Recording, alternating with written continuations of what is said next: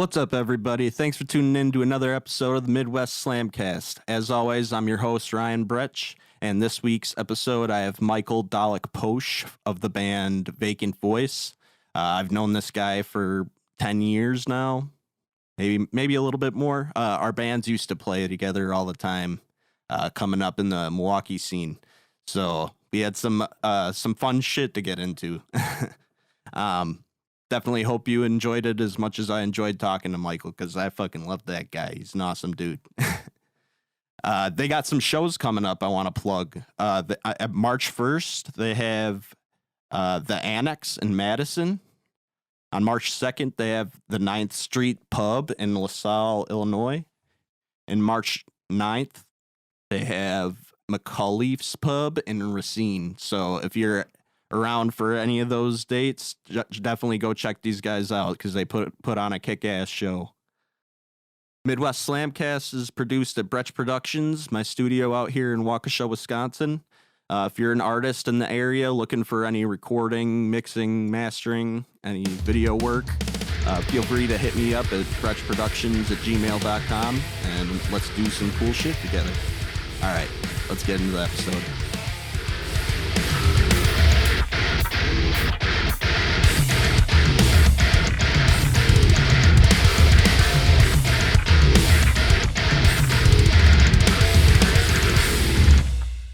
Hey, thanks for doing this, man. Yes, absolutely. Thanks for having me over. Thanks for inviting me to come on and hang. How's your past few weeks going? How have your holidays been going? Pretty good. I got to see some of my family a bit, and then we also actually hosted my fiance's family at our house. We hosted for the first time. That was cool. Nice. Yeah, went a lot better than we expected. What went good about it? Well, just everybody seemed to like constantly be communicating with one another. Like, not to say that her family isn't like close, because they are, but just the fact that, like, I don't know, I looked around the house and like I saw like the collective experience that everybody was going through was awesome, but also everybody was in like these little like micro pockets of like doing things around the house, which I think is always super cool. I'm like, Yeah. oh yeah, this is like a little ecosystem, you know? Yeah, definitely. Yeah. So that was cool. So could you do like a little like intro for yourself? Mhm. Like tell like what you do and your name? Yeah. My name is Mikeal Dollak Posch. I'm a tattooer, a musician, a podcaster, wanderer. I don't know. I'm a dude. I'm a person hanging out. That's the best I got in explaining myself, unfortunately. Dude, I mean, like same, honestly.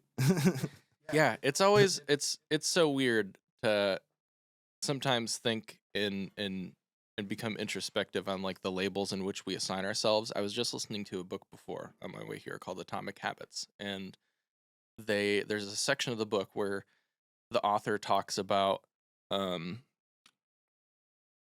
like habits being formed out of like our identities and like who we are, and like essentially the joint in which we start to pivot in our lives to change like identity to habits and habits to identity and stuff like that.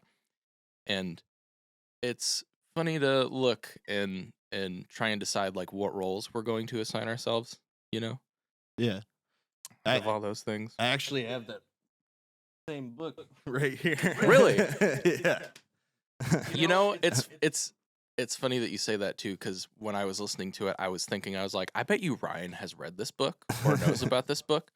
That Rick Rubin book that you recommended, I got into. Yeah. Oh, you did? Yeah. Oh, hell yeah. Sorry, am I close enough to this? No, while I think you're good. Yeah. Okay. Yeah, I've actually, so I do audiobooks. I've listened to it about 80% of the way through twice and then restarted. Oh shit! Really? So I haven't finished it yet, but I've gone through the bulk of it a couple of times, which is weird. I almost never read books like that, but I was like, I have to restart this. I need to like make sure I'm absorbing all of this. Yeah, I need to do more of that. Lately, I haven't been doing enough of that. Honestly. So you have a podcast where you talk about tattooing, Mm-hmm. right? Yep. Um, how did you get into that? So I had podcasted a little bit before then, and there was a point in time where like that got put to rest or whatever, and I started to think before then, I'm like, wow, you know, being a tattooer, like I really want to center a lot more of myself around tattooing, just a little bit more. And I've always really loved traveling and meeting new artists and talking to them about, their craft and their approach to it and things like that. And a good friend of mine, or sorry, I should clarify, I consider him to be a good friend of mine, Paul Dobelman. Um, he is one of my idols, amazing tattooer, and he's lent me a lot of really good advice. And he told me once I had asked him about it, I expressed to him that I wanted to start a tattooing podcast, and was just like, how should I approach it? What should I do? And he was like, I love that you have this enthusiasm, and I think that when the time is right, it'll be right. Just focus on tattooing. And I was like, yeah, fuck yeah, like totally, yeah, I'm with that. And like another year or so went by, and I was guest spotting at a shop up in Green Bay called the Skinny Buddha. And Lisa, the owner, I was hanging out with her, and I was talking to her about this podcast that I wanted to eventually do, but wasn't sure when I was going to do it. And she was like, "Oh, okay. Well, like whenever that time comes, let me know. I'd love to be a guest. I'd love to like help you find guests." She's like, I'm really close with my mentor Rich, who's been tattooing a super super long time. And he knows a lot of people in tattooing. He could reach out to some people too. I was like, oh, okay, cool. And then she was like, why don't I just do the podcast with you? And I was like, okay, yeah, that'd be cool. And and then one day we were talking, and we had talked about having Rich, her mentor, on as a guest, and she was like, why don't we just see if Rich wants to also do it? And I was like, yeah, fuck it, whatever, I'm cool with that. And yeah, we planned it out for a while, and did some field runs, and that's one of them ended up being our first episode, our like little introduction thing. And yeah, it's been going really cool. They are two of the most wonderful people ever. Oh Uh, yeah, Lisa, I don't know how the fuck to say your last name, and Rich Siri, amazing tattooers, yeah. great I was people. I was listening to it earlier today. Actually, it's really good, man. Thank you. I really appreciate that. Like I like that it's like your slogan. It's like about respect and tradition. Yeah. Yeah. Yeah, So that was actually kind of like Lisa's idea, mostly taking that approach. I mean, we all, felt that we wanted to approach it that way either way. But my my initial interest was like, I want to get to know artists, I want to talk to them, see what makes them tick, like talk about the craft. And on top of that, like the tradition thing is just like I'm like, yeah, yeah, yeah. I totally agree with that. So that's a bonus. But yeah, Lisa threw that out there. And that was originally supposed to be the name of the podcast, Respect and Tradition. oh really? Yeah, which I thought went hard as fuck. But I can't remember what the conversation was, but one of them was like, maybe we should do something else. So Well, hell yeah. Uh, so how when did you get started tattooing? I started my tattoo apprenticeship in 2019. Um, the beginning of 2019. I was getting tattooed quite a bit at the end of high school, and the guy who was tattooing me knew that I did graphic design in school, and for some reason really liked me. Steve Lawrence, shout out to Steve. And he was like, "Oh well, you could use your knowledge in graphic design and just like learn how to tattoo and like do stuff that way and like kind of combine those two things." And at the time, I was like, "Haha, yeah, whatever," because like I didn't really draw or anything, and I had never once thought about being a tattooer. And then as I like was there more and got to hang out and get tattooed more, I was like, man, this does seem pretty fucking tight, and I do really like tattoos. And yeah, I got tired of delivering pizzas and was like, hey, do you guys need an apprentice? And he was like, yeah, we do. Come by and hang out. and the rest is downhill from there.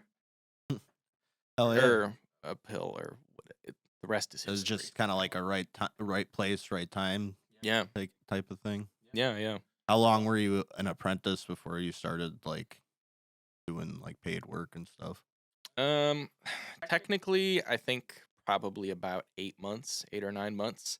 My transition from apprentice to like tattooer, um, like graduating my apprenticeship essentially was very hazy and was just kind of like, Yeah. make some money. And uh, I have said to this day, I was technically an apprentice for probably 8 months, but I would have considered myself an apprentice doing like apprentice work for probably the first like year and a half, at least. Yeah. Once I moved over to Blackhand in Racine, things picked up a lot more from there. That's when I started to like travel and meet other people and see how they tattooed, and, sought out other approaches and stuff like that. And sorry, excuse me. It's okay. That's about when I got my chops up, as I would say. So I noticed that on Facebook, you're always posting about like going to all these like conventions and stuff.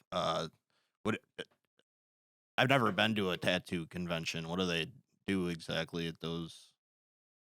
So a tattoo convention is like a convention center with a bunch of different booths there, and a lot of them, like a majority of them, are tattooers set up with all of their equipment and like flash sheets, paintings, whatever. You can find people that are, literally just doing walk-up stuff. You can find people that are, they do fine oil painting and realism, and there's some people that are literally just there because they have clients in the area and they want to tattoo them for like a whole weekend. Yeah. So they get a booth and they hang out. Oh yeah, sounds like a fun time. It's super rad. And there's a lot of vendors too. Like usually anywhere from like, I don't know, 15 to like 25% of the booths there are vendor booths, and people that, sell tattoo equipment, or people that sell, I don't know, other little shit. Like there's this like tattooed teddy bear, like stuffed animal things. There's a booth. There's a booth at a lot of them where they go and sell those. They're cool. They got like little tattoos on them and shit. So you can find a lot of stuff there. Hell yeah. What would you say is your favorite style to do when you're tattooing? American traditional, hands down. I love American traditional so much. Yeah. Sorry, I was like that definitely. Were you waiting for that question? Yeah, I was like, I love talking about trad. Yeah, I could definitely tell in your work for sure. It's I don't know. Like I was brought into it underneath a traditional style, mentor, and I've had so many people try and talk me out of doing traditional style tattoos. Like the guy who owned the first shop that I worked at was like, traditional doesn't pay bills. No, it's dumb. Like traditional bought you a house.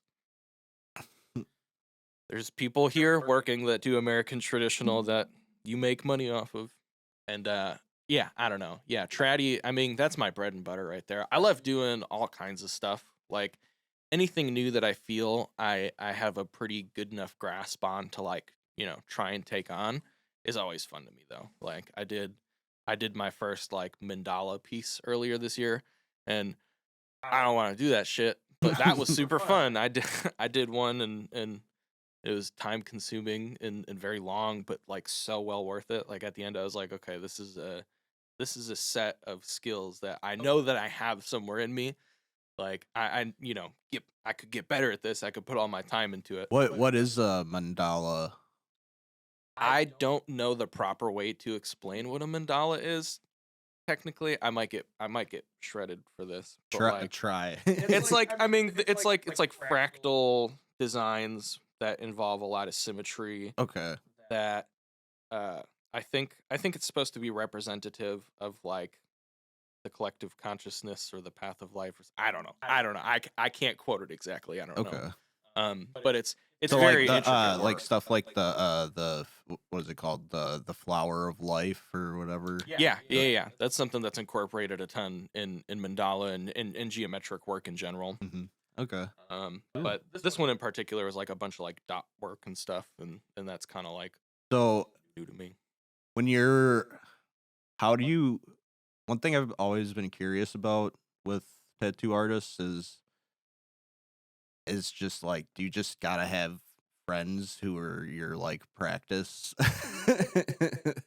Like, because say you want to like try like a new style and like it's like difficult shit, like some like photorealistic shit or something like that. Like, how do you practice that before like attempting that on someone? So like realism in particular, if you're a somewhat considerate person, you would probably like take whatever it is you're trying to do it with pencil on paper a couple times, and then maybe if you want, try it on like a fake skin. Because like, I mean, obviously, it's 2024. We have fake skins Oh that we yeah. can practice on. And then yeah, you find a friend, you're like, hey, I really want to do this. Or you Mhm. get really lucky, like a client walks in and wants to do something that is exactly like what you've been thinking, and then you're like, okay, well, I feel confident enough to try it. Or I mean, there's some people that'll just one day be like, I should try a color portrait. Then someone comes in for one, and they're like, yeah, fuck it, I'll try it. And like, sometimes you nail it, sometimes you don't. Hell yeah. Does the name like the name Hazelton ring a bell to you at all? Because there's this one dude who he did a tattoo on my buddy James, and it was probably like the most like abstract, like crazy shit I've ever seen. And it looked like it like went like started like right here, and, like went like all the way down his arm. It looked like flesh like interchanged with like mechanical shit. And, Oh, like, some biomech and yeah, shit. that was some Yeah, crazy shit. Hazel. I don't, not off the top of my head.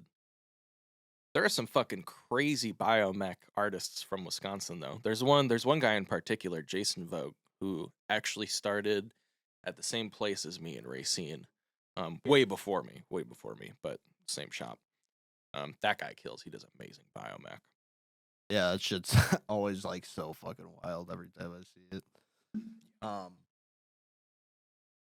so do you get into any other kinds of art other than music and tattooing? Like, do you do any like type of sculpting or anything like that? No, not quite. I like to write. I like poetry in particular. I haven't really put in a lot of time writing poetry the last few years, but I do really, really enjoy poetry.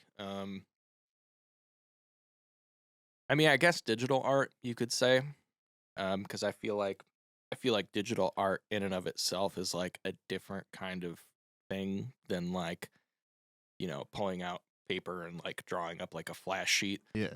A lot of my flash sheets start on my iPad or whatever, but I like fucking with a bunch of stuff. I like fucking with digital charcoal. That's super fun. And I mean, I probably sound newbie because like, what the fuck is digital charcoal? I can already hear art elitists being like, well, it's fucking digital. I But just recently got started trying to work on some stuff like that. Like I downloaded Procreate Procreate like a couple months ago, and I've been working on stuff. The Zeal logo I actually made.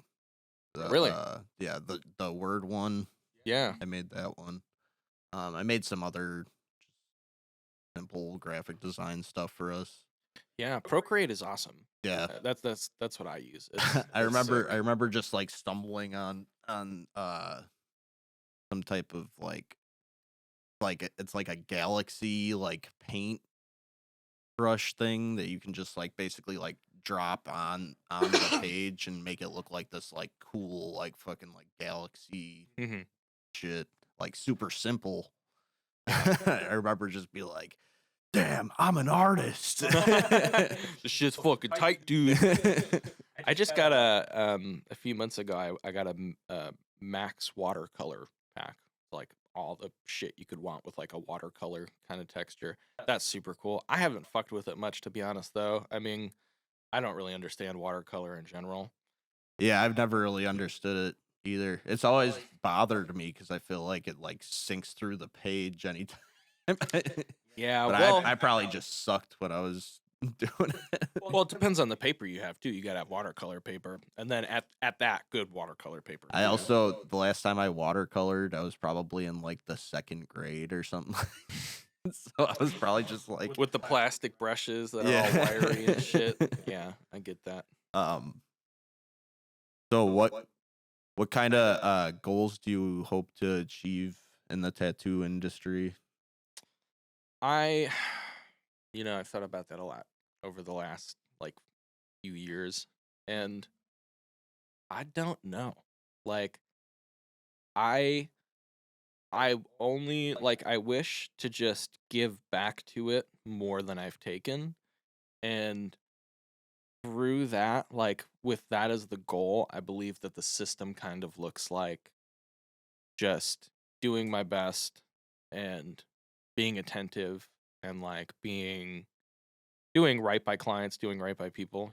That's a huge thing for me. Like I like to treat the people who, keep me afloat, my clients, with the same way that I would treat, a friend of mine. Um, and that's been super important to me. And I feel like just doing that and really making sure that like I'm following the process that I have in place to like put my clients first. I think through doing that and just wanting to be better and do better, I think by doing that I'll be able to get back to tattooing. And if it comes in some other form, that'll be a byproduct of that. Oh yeah.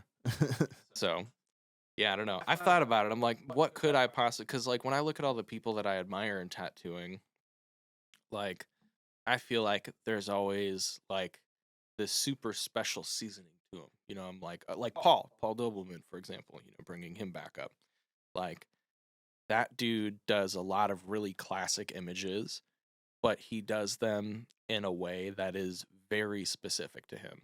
I mean, his flash, his tattoos, they look like his tattoos. Yeah. And sometimes I think about that. I'm like, well, what could I possibly do to like match that level? Or like even if you look at other tattooers in the past that have done other things for tattooing, like Ed Hardy. The reason why we have custom tattoos is because of Ed Hardy. Ed Hardy was the first person to be like, hey, I have an art degree and I know how to draw and I know how to paint and like I also tattoo. I should probably like merge those two things together. And for the first time ever, it wasn't anymore about like coming in and looking at a flash sheet and picking something off of it. He was like, let me draw some shit for you and let me do a really big, awesome piece. And then from there, custom work was born. Mhm. And I mean, to be real, like custom tattooing and the ability to do it is owed to that. We that set the precedent for, doing shit that people these days can make hundreds of thousands of dollars doing, if Well, yeah, because they're at that all the caliber. dudes on the Jersey Shore end up wearing your shit. Yeah. Yeah. Yeah. It's crazy, man. But Um. So for those who don't know, uh, Michael was actually like in an accident last year. Could you talk about that a little bit? yeah. So I was riding a motorcycle that I'd bought the day before. It was like a big touring bike, like it was a big sturdy one. I'm not used to riding bikes like that. I don't have a ton of experience riding bikes in general, but the bikes that I have ridden have been like sporties, like smaller bikes and stuff like that. And I went to go turn out onto a road, um, feeling a lot of pressure that I put onto myself for just being in front of other cars at the stop sign, and turned off, didn't lean into it enough. I mean, I'm not a super, super big guy. Like, I'm, in terms of like the area that I occupy. So, like, I didn't lean into it enough. I didn't have enough mass, and I ended up going into the other lane, like not the oncoming lane, but the left lane where there was traffic and the right lane was clear. I was going for the right lane, didn't turn into it enough, and there was a box truck coming and right through the back of me. Yeah, it was So, gnarly. um, What was your what was your like instant like reaction? Um, well, I kind of like when I got hit and I flew, I tucked in. Like I was like, this, this isn't good. I should probably brace. And then I landed and just got up and hopped off to the side of the road, and people had pulled over. There was a guy behind me who is actually a nurse who's picking his kids up from the school that's like at the edge of our neighborhood, and he got out of his car and got a tourniquet on my leg and started to like cut my clothes off of me, and like this woman called 911 and EMT showed up and just hanging, chilling on the side of the road. I had to like talk to the operator a little bit and tell them where I was. Luckily, I knew where I was. They were like, "That's a good sign." I was like, "Yeah, fair enough." But So what was all the damage? so I had a pretty significant degloving to my leg, like around the bit underneath my knee, and then like like reaching around to the ditch of my knee, and like a little bit at the top of the calf, and then a little bit up the thigh. And all in all, I think the wound measure was like 20 by 30, but just in a very, very oblong shape. And then I dislocated my elbow and fucked up the like tendons around it or whatever. And then I also fractured my fourth metacarpal, and I got a nail put in there. And they just did a bunch of grafting on my leg. They had to take a piece of my calf muscle and put it in the area right underneath my knee, because that's a pretty like sensitive area, I guess, or something like that. So when you did, sorry, I'm not a doctor, obviously. Yeah, When yeah. you say degloving, is that like the skin is like a road rash type of thing? I don't know exactly how to explain it. I could show you pictures of my leg if you'd like. Okay, for sure. But it's I'm trying to think about how to explain it. Like basically the energy from the injury, like my soft tissue, like it was like hanging off my leg and shit. Like it just like imploded, and they had to trim it up. Luckily, it was mostly all just soft tissue. Like my muscles were like all pretty much fine for the most part, from what I've been told. Um, I did fuck up my LCL. They had to do an LCL reconstruction, which has been like one of the bigger components in like the healing of it outside of like the plastic surgery and stuff. Um, but yeah, I don't know if I would consider it like a degloving, because when I think of a degloving, I think of like, the hand, Yeah. like I don't know, but that's what they classified it as. So So what was the that's that's gotta suck for like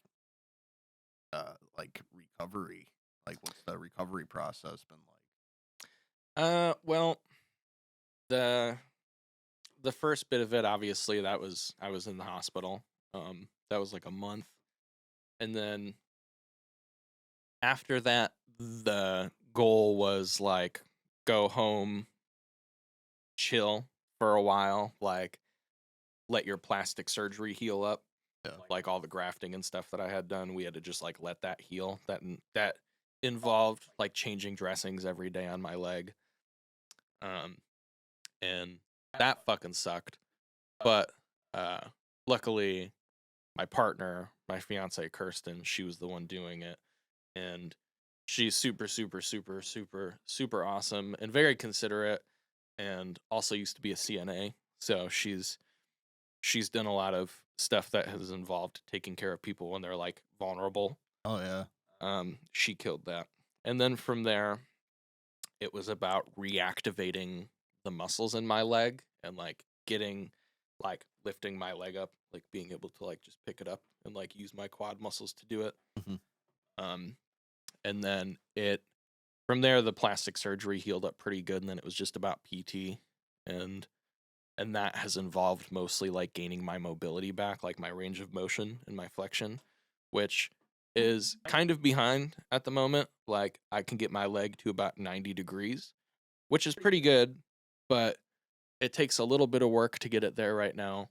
and also it was supposed to be there like 3 months ago or 4 months ago or something like that. I was supposed to be able to get my leg to 90 degrees a while ago, and I only got it to that like a month and a half ago or something like that.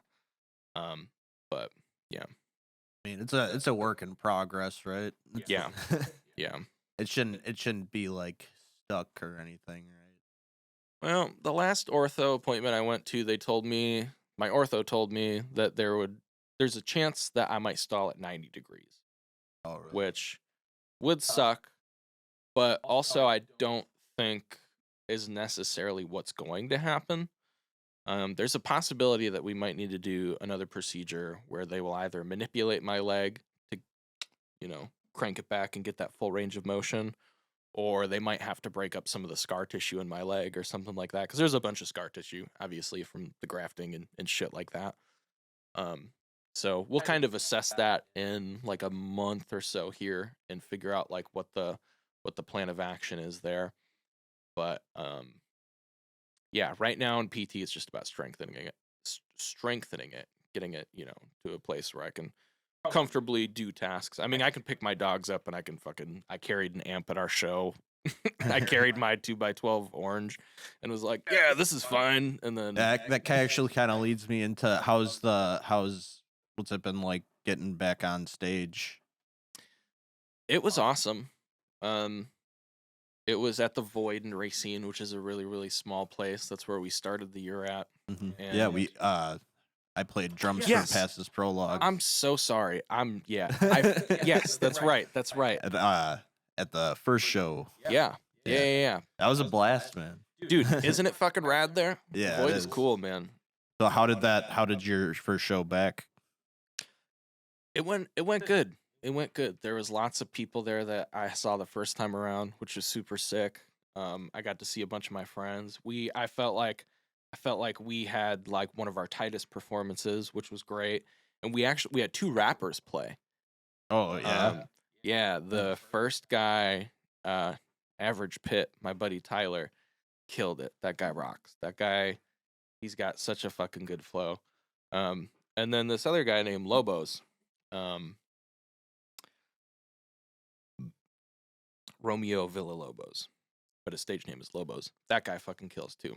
Very like to the bones hip hop, but like with a really good splash of R&B in there. It was super sick. Yeah.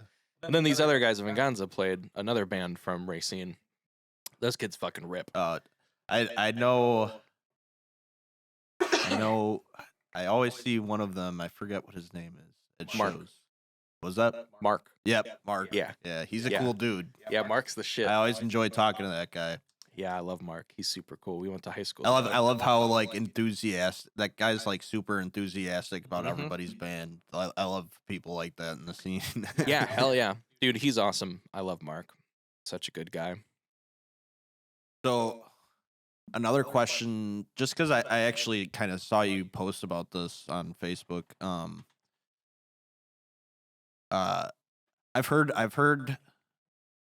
other people say that like when they have like really bad injuries like such as the one that you have, like that they have like these like profound like realizations about like themselves and the world when they're like going through like the trauma of that. Have you had anything like that happen at all?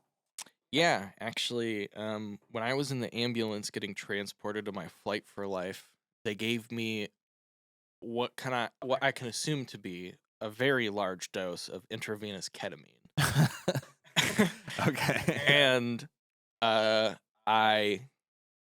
got pulled into what everybody has told me is a K-hole, and I completely disconnected from everything. I mean, my sense of self and my ability to perceive myself as anything just like dissipated. And I found myself like I thought I was dying. I thought that's what was going on. I was like, okay, I'm just dying now. That's cool. And I had this really, really intense feeling of like, okay, this is gonna happen. I'm dying. I'm getting the fuck out of here. That's cool though, because I was supposed to. Like that's what's happening here is my work is done. Like I'm just gonna go hang out in nothingness, just like I was before I did this, and that's just what it is. And I felt like it was totally cool because that part of the process was just as natural as like waking up or going to bed or living, the same thing, it's just the other side of it, the other side of the coin. And I kind of just felt myself like melting into nothingness, and I felt like I was caught in this cycle of like dying and being reborn in like microcosms, and just like dying and then being reborn and then dying and then being reborn.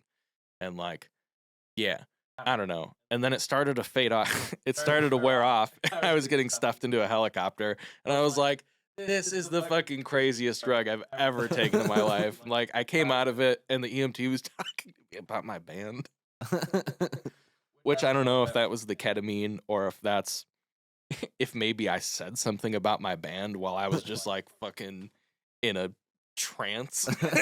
And he's like, what? Talk to me about it, dude. What's going on? What's with the band thing? But yeah. Yeah, I don't know. It was Well, what did you get out of that? Would you say? I think I got out of that like a little bit of a prep for like dying. Like how I've been putting it to pretty much everybody is like, just know that when I die, I'm good. That's it. Like, yeah. I mean, like, we're all gonna die one day, Yeah. Yeah. Death has been a super complicated thing for me in my life and has been something that shaped a lot of my identity for a long time. And, going to therapy and stuff, I started to like work through that quite a bit the last couple years. And I don't know. I mean, it took me a while, but I kind of got to a place where I had a pretty good relationship with death for the most part. Like I was able to kind of take it as it came and not hold on to things too much. And then like the crash happened, and now I'm like, oh yeah, life's just a game anyways. I'm just gonna laugh when I'm here and hang out, Yeah, right.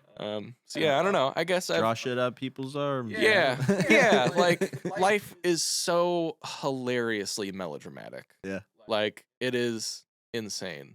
Like, and it's also obviously very beautiful and also very heartbreaking and at times crippling, but just hilarious.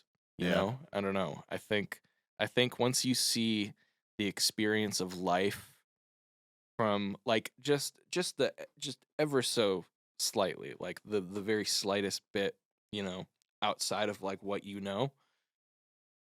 then it turns really funny. It's like, of course I got hit by a box truck.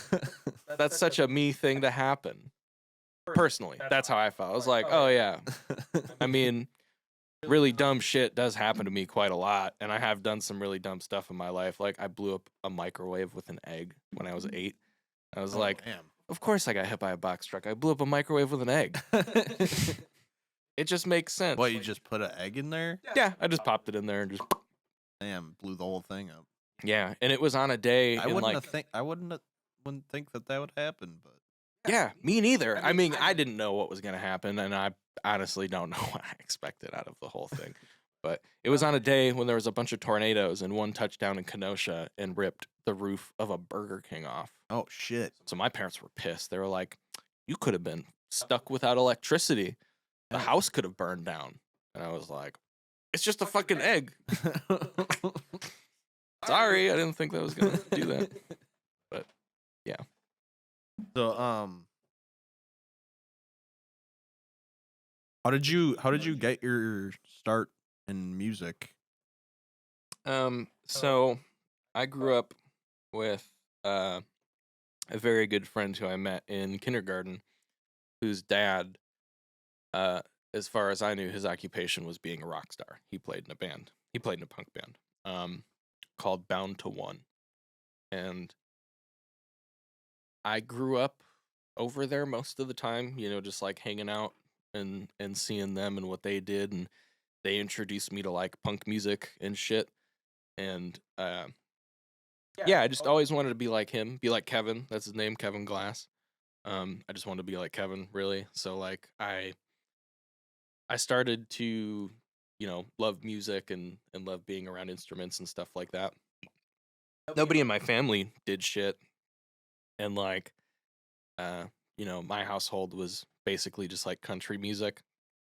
And like occasionally through my dad I would hear heavier stuff, Disturbed, Lamb of God, that kind of deal. Um but throughout the years, in elementary school, got into like orchestra. Um got my parents to get me a guitar, a small acoustic guitar.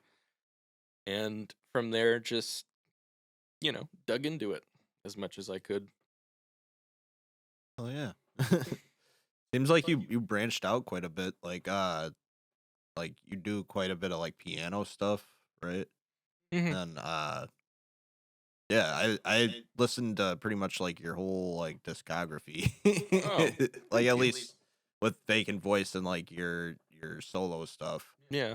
Um yeah, the I really liked your solo stuff a lot. Thank you. I Like appreciate that. like you got something for sure, dude.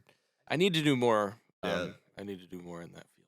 But Is there any stuff that you're kind of like sitting on? yeah, Right I now? have a lot that I'm sitting on. The last song that I put out, Let's Just Sing and Dance, I like basically wrote that with like a whole EP and then just like didn't put the rest of it out. I was thinking about getting started on that recently. Um After doing another spin through the Rick Rubin book, I was like, I'm a lazy piece of shit. I just need to try a little bit more. But thank you. I appreciate that. Well, Yeah, I need to get around to it eventually though, putting more stuff out. But yeah, I I've always been super interested in a lot of other things like piano, and admittedly like everything that you hear on there is like all programmed, obviously. Like I just did that in MIDI. A lot of it could only be played with two people. well, dude, most of Zeal stuff's all MIDI. Yeah, Like, I mean, well, it's not like what we put out. What we put out is recorded material, but when I write it Right. all in MIDI. Yeah. I mean, most part. almost all the bass on our album is MIDI. We have some stuff that's tracked, and all the samples. I mean, they're live drums, but like they all the shells were sampled over and stuff. So it's just it's a necessity. But yeah, I've always had a lot of interest in that stuff. I really liked being in orchestra when I was younger. I'd like written a piece that I was able to like bring into school, and like we performed at like a little concert that we did at another school, which Oh, was hell fun. yeah. Like in that moment, I was like, I want to do this. I want to make more of this. That was the only thing I ever did in orchestra. I was like, all right, I peaked, and then I went to middle school and got fucking sick of orchestra and started smoking weed. But um, yeah, I like a lot of other stuff. I like a lot of I love all instruments really for the most part, but piano is like that's my favorite. I mean, I love guitar. I don't technically know how to play piano, but I also technically don't know how to play guitar either. I don't technically really know how to play anything except violin, but even then I haven't played violin in like 14 years, so. You mean just like on a terms of like you don't like know like the theory side of things? Yeah, I mean, I don't I'm pretty much in the same boat. Yeah. I feel like you can you can get by with like a very minimal knowledge of theory. Oh, yeah, absolutely. You can write great music. You guys write great music. Thank you. I feel like we write all right music. No, you know, guys write and, great music. I've tried to learn theory. It's just hard to get my mind to like be like this is important. Yes. No. Yeah. I took a music theory class in high school, and like a month and a half in was like, I know enough. I'm good. I Fuck remember this. I remember my thing with music theory in high school. It was like I think I was I was actually I got suspended for a week because I got caught smoking weed behind the shed by the tennis courts Hell yeah. and like I missed a week of music theory class, and when I came back they were talking about all this shit that I had no idea. Like I missed like important lessons and like trying to figure out like all the homework. I was like, what the fuck is this? They're connecting all these bars across 16th notes, and there's little flags and shit. And I think that what really gave me trouble in music theory in high school was like it was like the key signatures. When I came back, they were talking about like how to draw out the key signature with like all the flats on the. Do you know what I'm talking about? No.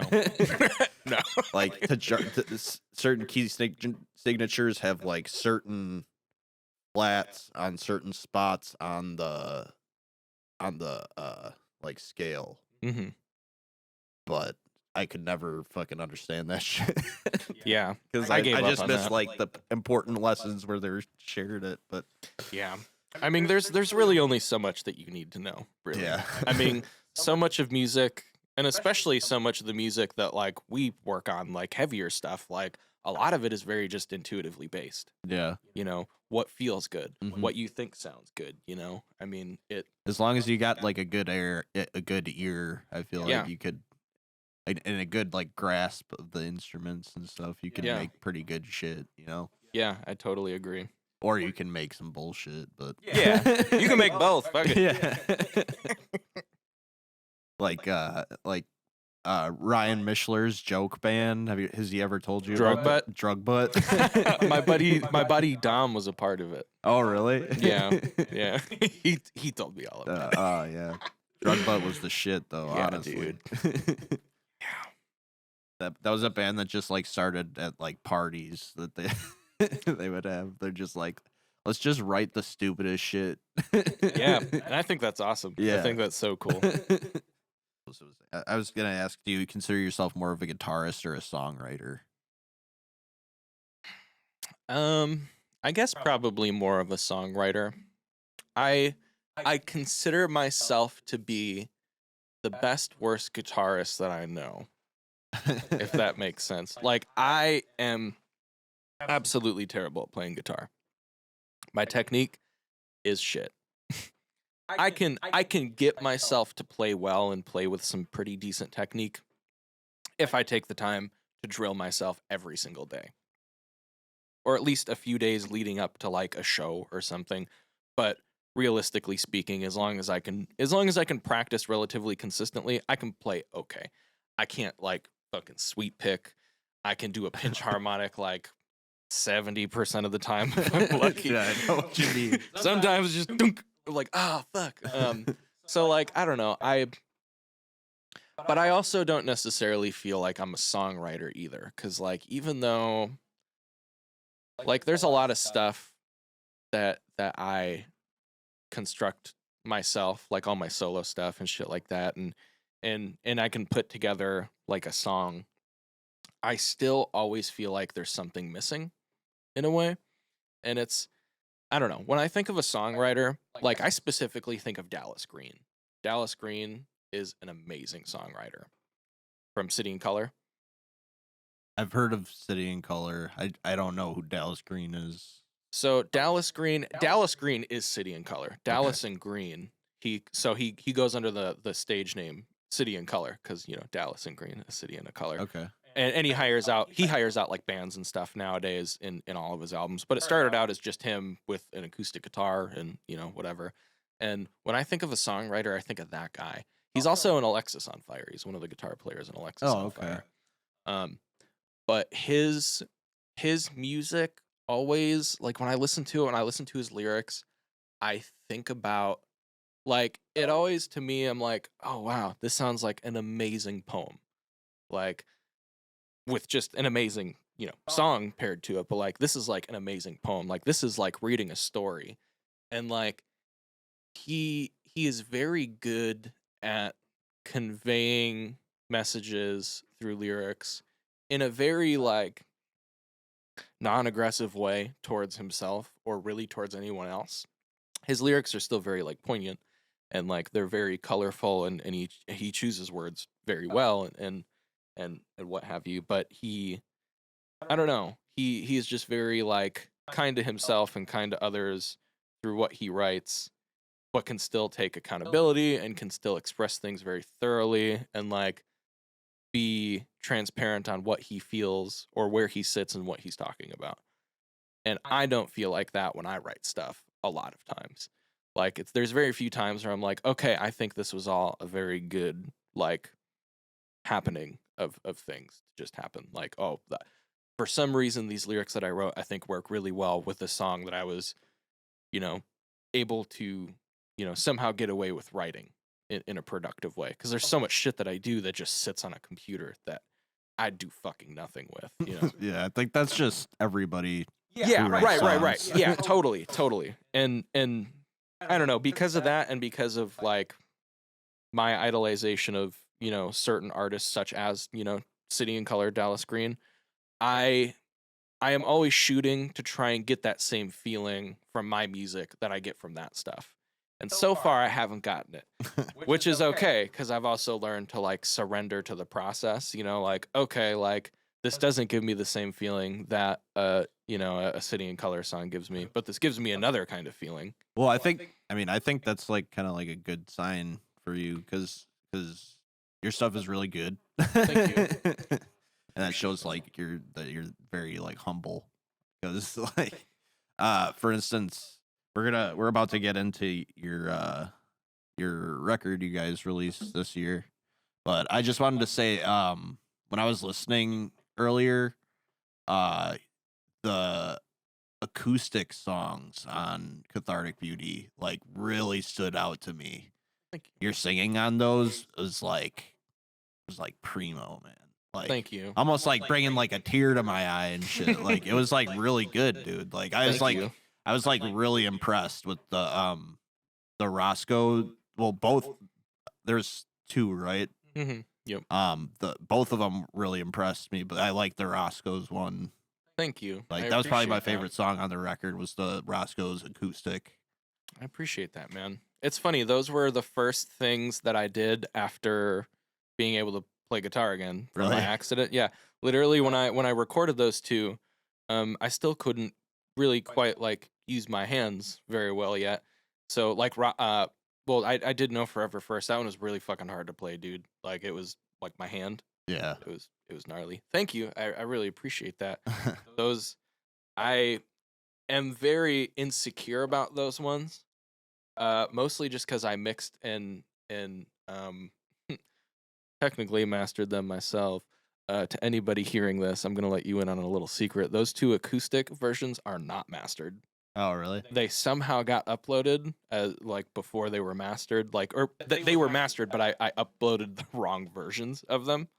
They're the unmastered versions. Well, I feel on Spotify you could get away with something like that at least on Spotify. I don't know if the other platforms do this, but like I feel like Spotify limits your stuff. Anyways, yeah, they do. They do a lot of times. I guess maybe I notice it because I turn that off. Oh, really? Which I know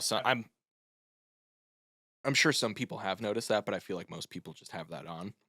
Yeah. So, yeah, it happens. What are you gonna do? Yeah, I had when I uploaded our deluxe edition, I had uploaded it once and then had to delete it and re-upload it because one of the ISRC codes was off and they would not do anything to help me about it. So I had to delete it and then re-upload it. And then like 3 or 4 days after it released, I realized and I was like, I'll do this someday, but today's not gonna be the day. And it's been like a month. I still haven't done it. So there's still some stuff I need to fix on like our Zeal's first single. Because like I think on Amazon actually like it's released under like a completely different artist named Zeal.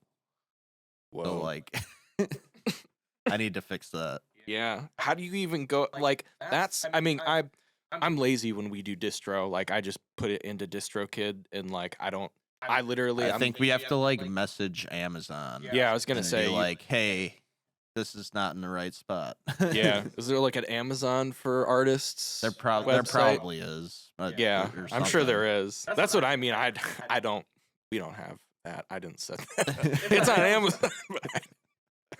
No quality control.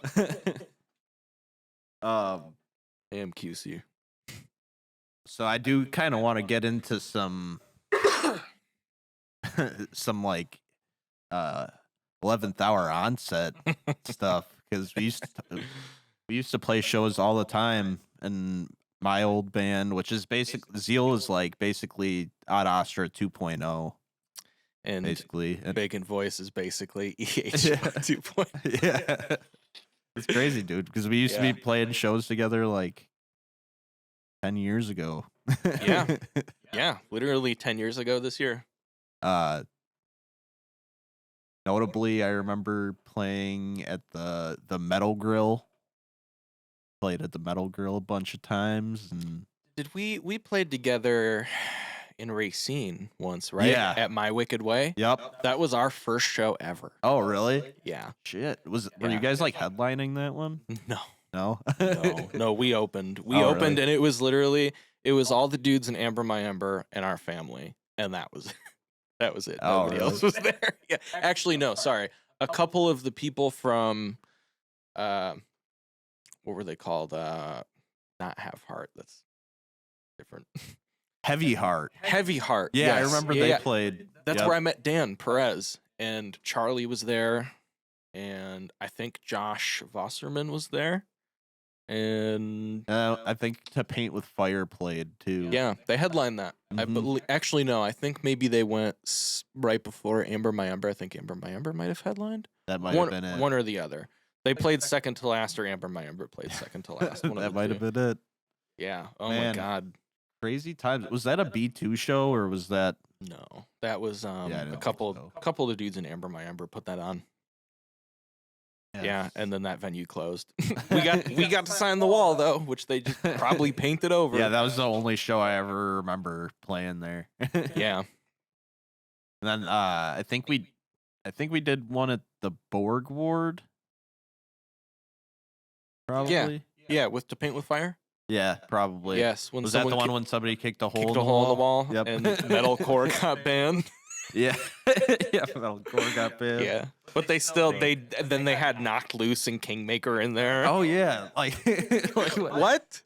right. What? That's not gonna go more hard than To Paint with Fire. Right. I mean, I'm pretty sure they closed shortly after that, so maybe it went worse. Yeah, I was actually talking about that with JJ a little bit. Yeah. But apparently now it's like a clothing store or some shit. Huh. I mean, if it works, I guess. So how long did 11th Hour Onset go on? We were only a band for 3.5 years. 3 years? Yeah, 3.5. And then didn't you guys like go on tour with like I Set My Friends on Fire or something? No. We got them to play at my high school. Oh, really? We wanted to go. We were talking to them about going on tour with them at some point, and it was basically like the year that we broke up, like way earlier in the year, after they had played at my high school, and Nate, their guitar player and manager at the time, was basically like, yeah, get some more shows under your belt, try and play in other states, and we'll take you out with us. Like, just get a little bit more experience under your belt. And then we broke up 6 months later. Well, that's the local banditis, isn't it? Yep. Yeah, it needed to happen. Yeah, similar stuff happened with Ad Astra. Like, Yeah, were you guys also around for like the same amount of time, like 3.5, 4 years? well, we kind of went through because I think we're a couple years older than you guys. You how old are you? I'm 25. 25. Yeah, because I just turned 29. So, but I think because we started in high school, Yeah. we probably started in. I think our first show was in 2012. We had a backyard show at my dad's house. Hell yeah. We played like fucking like Devil Wears Prada and Fuck yeah. and what was the other band? We Came as Romans covers and shit. Fuck yeah. Would you do It was sick. The cops got called. modify the pronunciation or No, it was Danger Wild. We played. I'll tell you the exact set. It was one of our originals. I think it was called Quicksand, and then it was Big Wiggly Style, Danger Wild Man, fucking To Plant a Seed. Yeah. We Came as Romans, and then A Prophecy. by asking Fuck yeah. Alexander. Fuck yeah. We had the fucking pit going in the backyard. It was awesome. That's a banger set list. Yeah, so you guys were a couple years older than us. Yeah, I think we probably went until 2015. And we probably started in like 2011. Okay. Yeah. So similar period, just a little bit of overlap. Yeah. Okay. Yeah. You guys so you guys never went on tour? We did. So the first tour that we tried to do was booked by a guy named Keith Wampler in a band called The Convalescents. Okay. And we had paid him to book 2 weeks of a tour. And he charged us, it was us and 2 other bands on a package. He charged us $100 per week to book the week out per band. So we paid him $200, and it went from 14 shows, 10 shows, and then right before we left was down to like 7, and we played 3 of those, including or plus one that I had booked in Racine for us. So that sucked. You guys get your money back? No, nope. Never that got sounds money like back. a good deal. Yeah, it was awesome. Yeah, it was super sick. We basically just left and hung out on the road for 10 days in a van where it was us and To Trust a Liar, and we had a photographer with us and they had a merch guy with them. So it was 10 people in a 15-passenger van with all of our shit in there. Oh shit. We shared a drum set, we shared guitar cabinets, and we shared a bass rig. And the bass rig was fucking huge. It was like an 8x10 and a giant Ampeg. Jesus. And all of our guitars. You didn't have a trailer or anything? You fit that? No. Yeah. All in a 15-passenger van. And we basically just drank for like a week and a half. Like day 2, we were in Georgia staying at my brother's house, and our bass player at the time, that was the first time we were ever in a dry county, and he went and got us a bunch of Four Locos, and he instantly shotgunned one. Oh, Jesus Christ. And then fell asleep outside in the sun in 104-degree weather. And that was day 2. And then, like, he showed me how to do Jaeger bombs with Four Loko instead of Red Bull or, like, Monster or whatever. Disgusting. It was really good.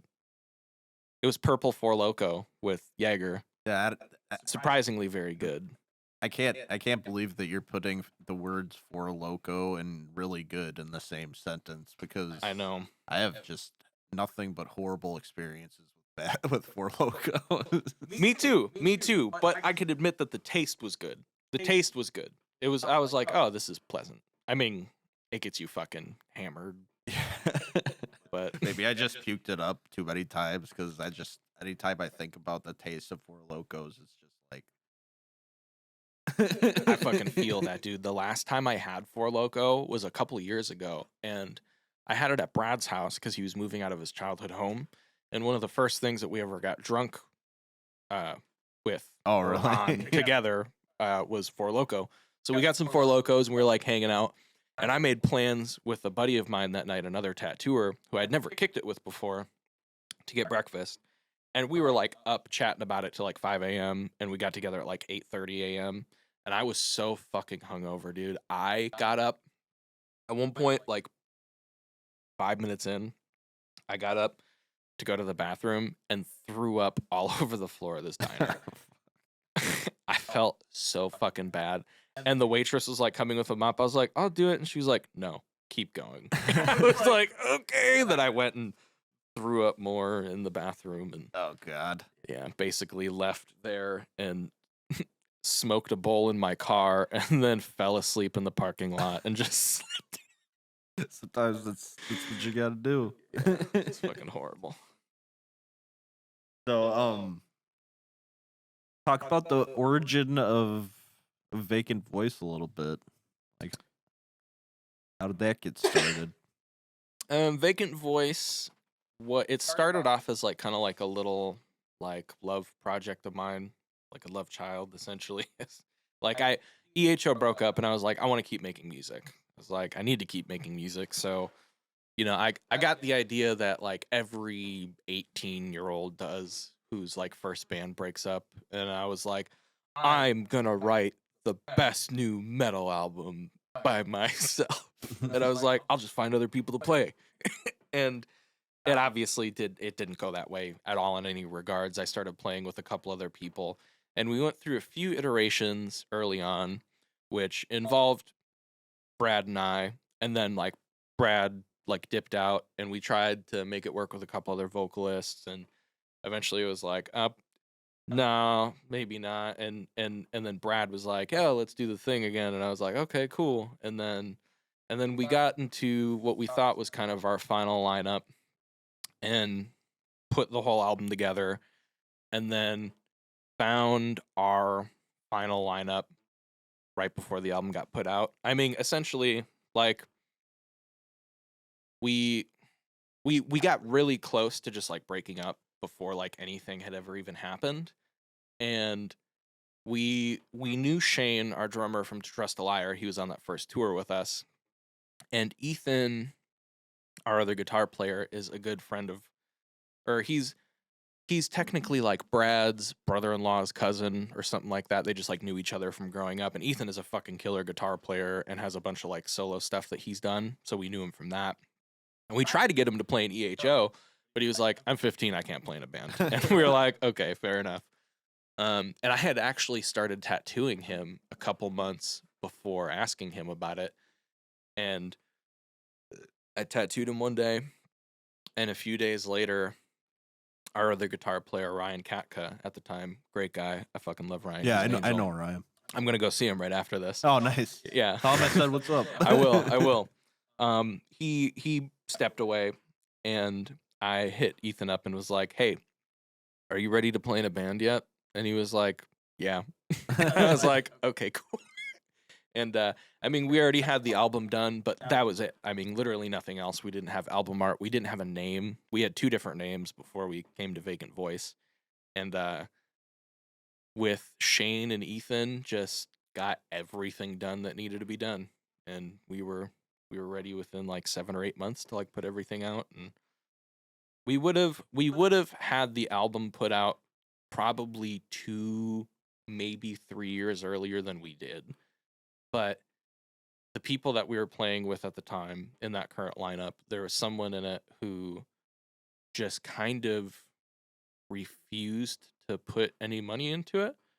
And initially, the plan for this album was we were going to go do it with a producer out west, and it was going to cost us about $5,000 for, you know, the 8 songs. And then there was somebody else who actually now fucking does a bunch of work for Jelly Roll that we were gonna go do the album with, like way like before, you know, he started like popping off.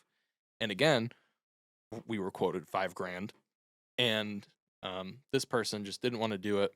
It's too much money, which I understand. $5,000 is a lot of fucking money. I mean, it's a lot of money for, you know, 5 dudes that are all like, you know, 20. Was that sorry to cut you off. Was that just recording, or was that That would have been everything. Everything? Engineering, mixing, mastering, which is a fucking great deal. Like, it's Yeah. a super solid deal.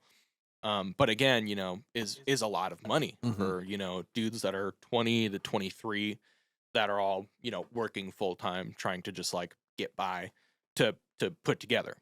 right? But my whole game plan from the start with everybody that, you know, ended up becoming involved was like, hey, we can take our time. Let's do it right. Like, let's make our first release be one that has a lot of intent. Let's take as much time as we want, no deadline, nothing. Let's just do it and make it good.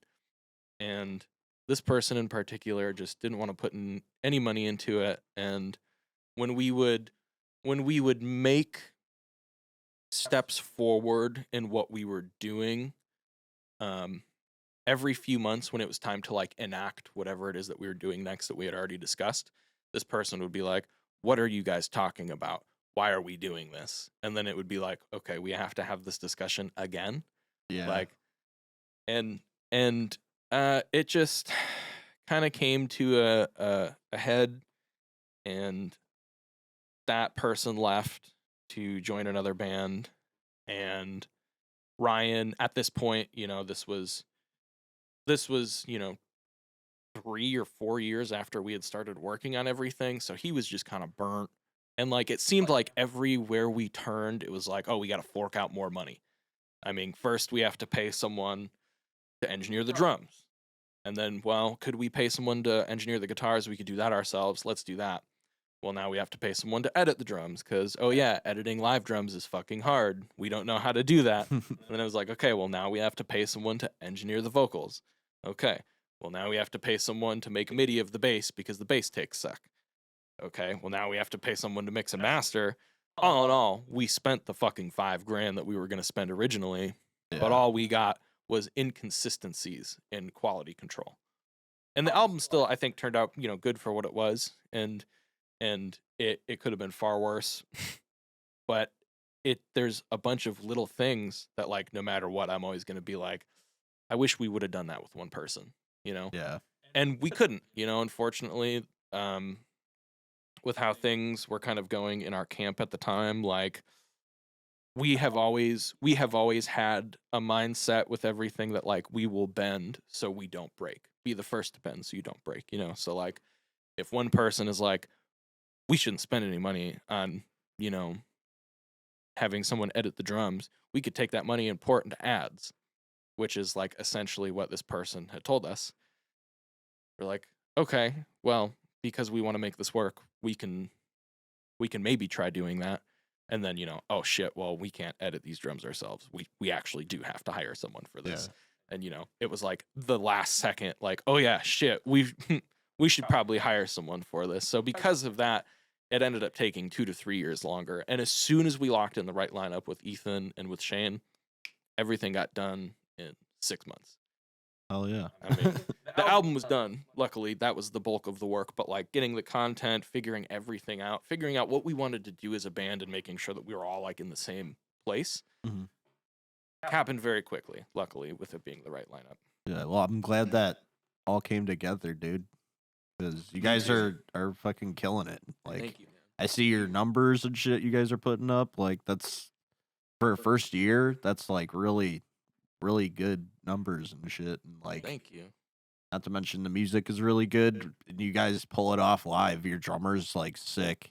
That's like the key to a good band, is having a good drummer. Absolutely. I will never, ever be able to say enough good things about our drummer, Shane. He is not only an amazing drummer, like, the guy fucking plays with more passion than I've seen in, like, anybody. And on top of that, he is the nicest guy. Like, literally one of the nicest people I've ever met. He's an ecologist. He, like, assesses lands that are potentially to be, like, developed by businesses. And he figures out exactly what lives there, where it has to go if somebody's going to develop there, what they have to do to offset, the changes that they've made in that environment, and puts together like a rough estimate for people to figure these things out, and is like super, super conscious of his like carbon footprint and, his diet, where he contributes his money to, like in terms of like buying food and shit like that. He's a great fucking guy. Nicest dude ever, and just probably the best person in our band. Hell yeah. I'm just kidding. I love everybody else. But Shane is amazing and a great drummer. What was your favorite song on the record? That's a tough one. In terms of production, I think my favorite songs are either Detachment or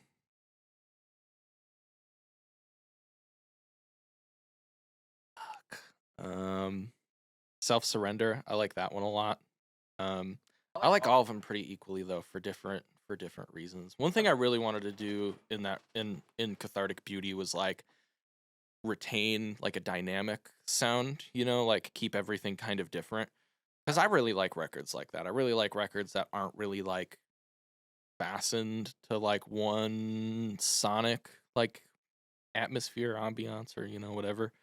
And I tried really hard to do that with the guys, and I think it turned out, super dynamic, but also still like has a structure in some ways. But yeah, anyways, just rambling. But yeah, I'd say detachment or self surrender in terms of like production and songwriting.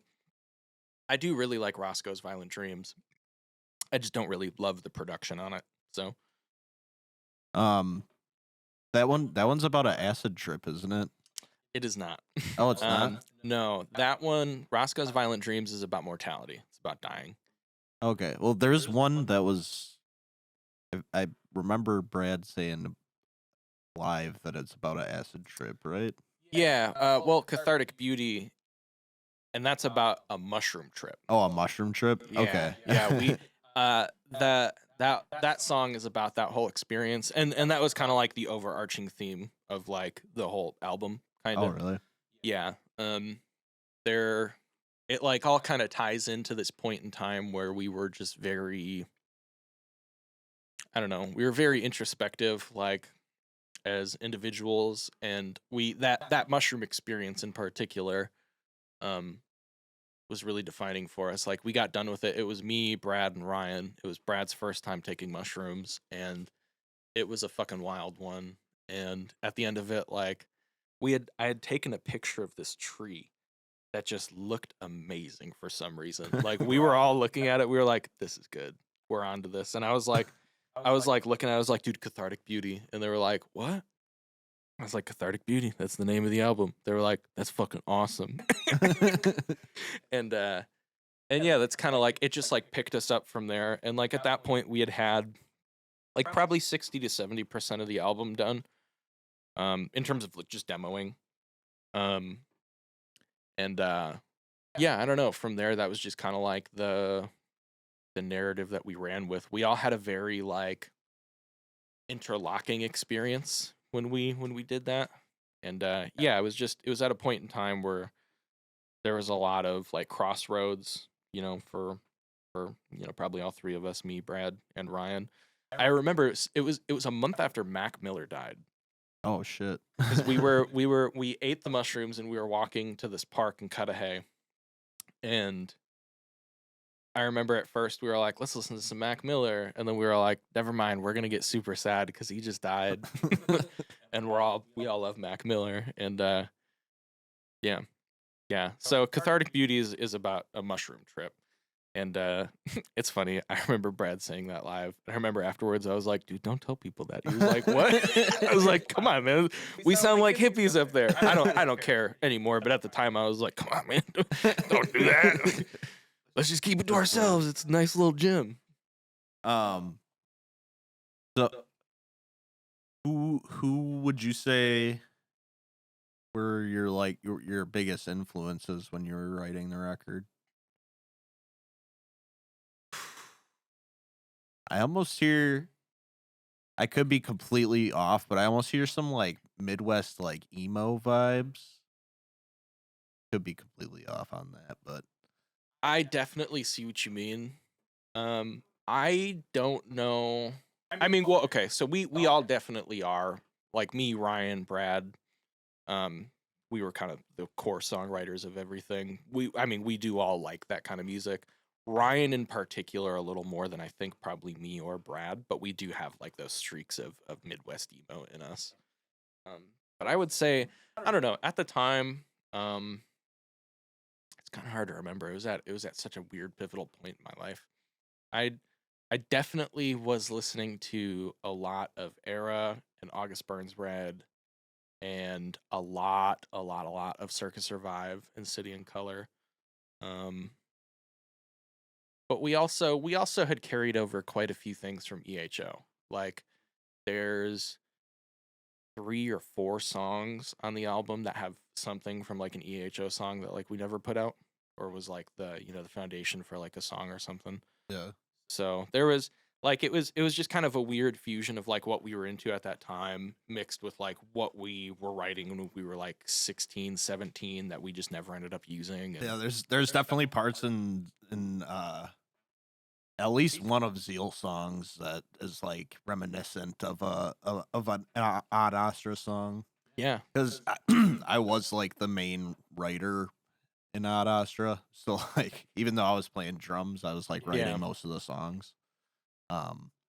And it makes sense to do that. You know, Yeah. like I have this like piece of clay I've worked with a little bit. Like I should probably make this into a vase or something. Yeah, hell yeah. So when we're recording this is just about like, what is it, the 5th today? Mhm.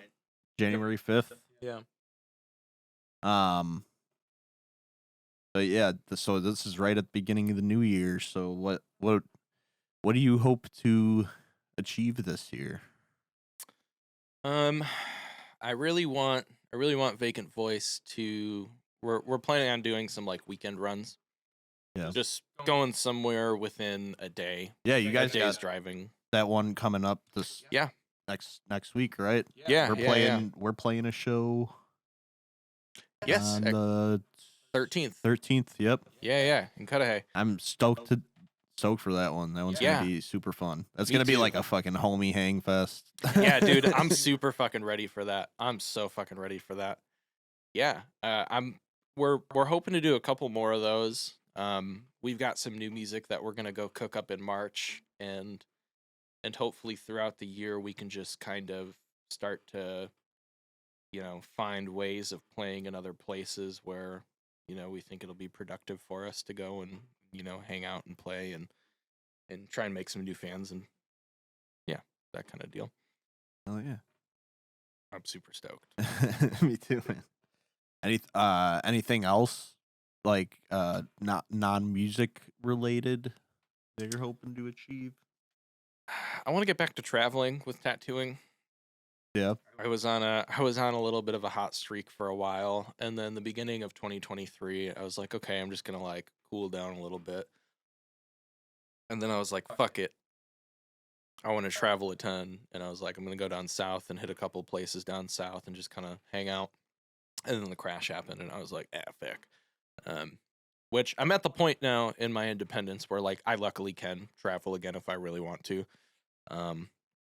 Right now I don't want to. I kind of can't really with like PT, as much as I would like to. I could do like a weekend trip somewhere, but I need to be around to do my PT twice a week and also this is kind of like a sidebar going back to that are those those conventions are those like pretty profitable when you go out to them?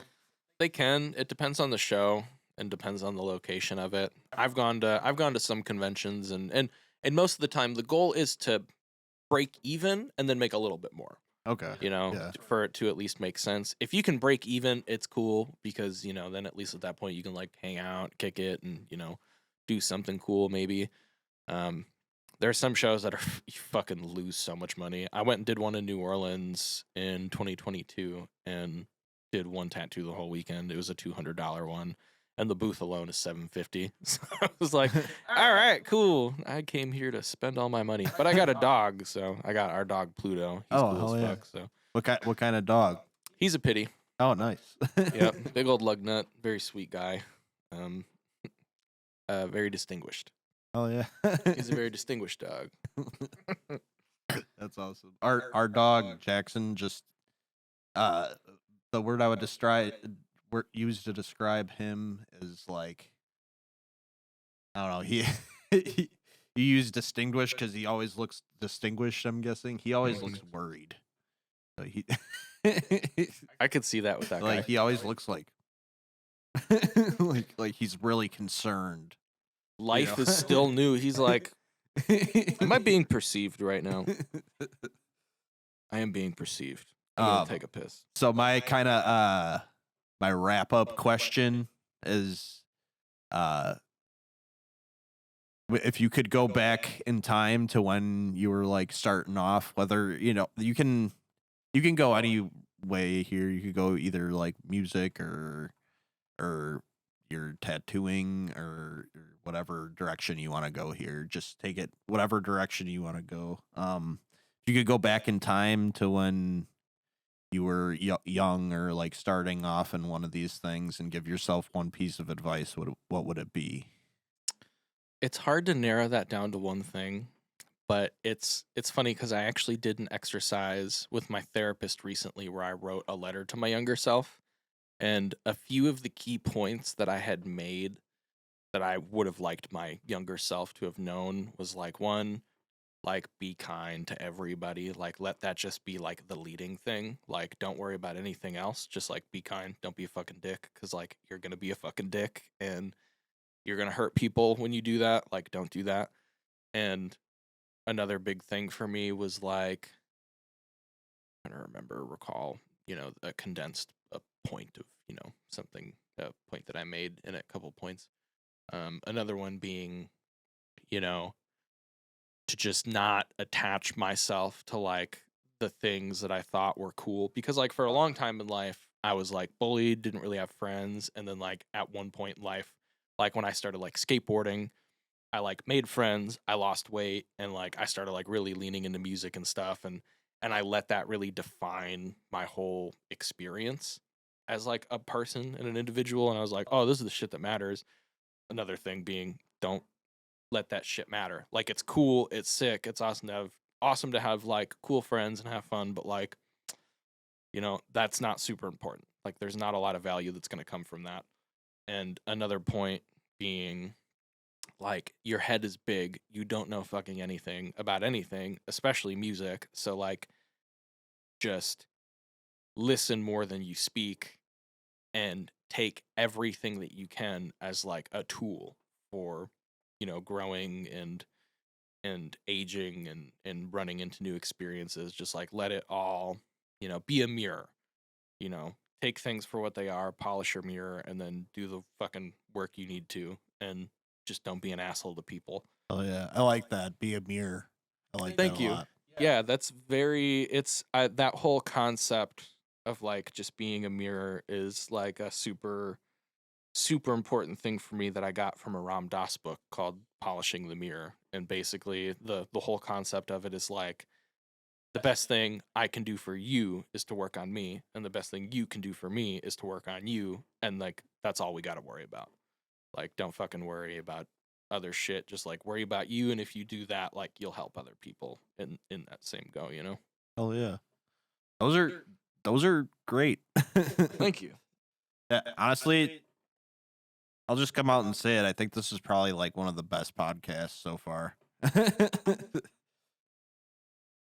you.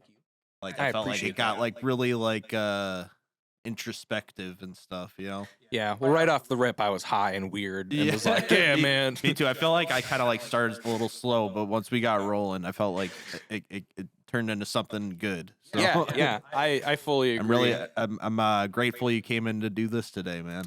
Yeah, thank you for having me. Again, it's just so funny. Right off the rip, it's like, do you consider yourself a songwriter or a guitar player? And it's like, when we look at the labels that we attach to ourselves in our identity forming through habits, Yeah. instantly. Hell yeah. That's how you do it, though. Yeah, Pod, hell yeah. pod game strong. Hell yeah, dude. yeah. We did it. Sorry, I definitely went the weird way with the microphone. All right. Yeah. We're signing off. Take it easy, everybody.